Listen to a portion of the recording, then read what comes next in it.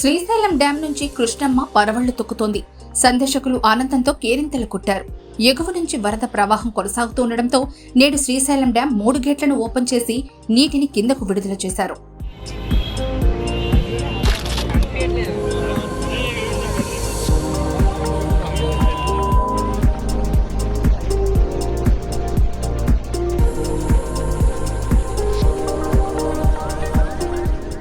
చివరిసారిగా 2022లో శ్రీశైలం డ్యాం గేట్లను ఓపెన్ చేశారు.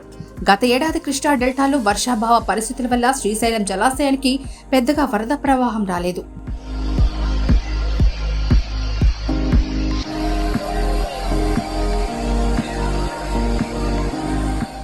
శ్రీశైలం ప్రాజెక్టు పూర్తిస్థాయి నీటి మట్టం 885 అడుగులు కాగా ప్రస్తుతం నీటి మట్టం 878.40 అడుగులకు చేరింది. ఎగువన భారీ వర్షాలు కురుస్తుండటంతో జూరాల, సుంకేసుల నుంచి శ్రీశైలానికి భారీగా వరద నీరు వచ్చి చేరుతోంది. జలాశయం 6వ, 7వ, 8వ గేట్లను 10 అడుగుల మేర ఎత్తి నీటిని కిందకు విడుదల చేశారు. కర్నూలు జిల్లా చీఫ్ ఇంజనీర్ కబీర్ బాషా. శ్రీశైలం మల్లన్న దర్శనానికి వచ్చిన భక్తులు, స్థానికులు ఈ అద్భుత దృశ్యాలను చూసేందుకు క్యూ కట్టారు.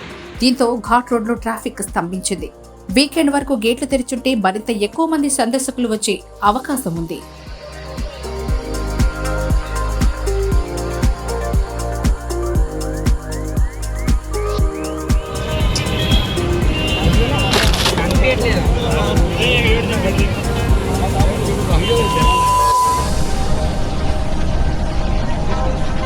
వెహికల్స్ ఎట్లా పోయినాయి?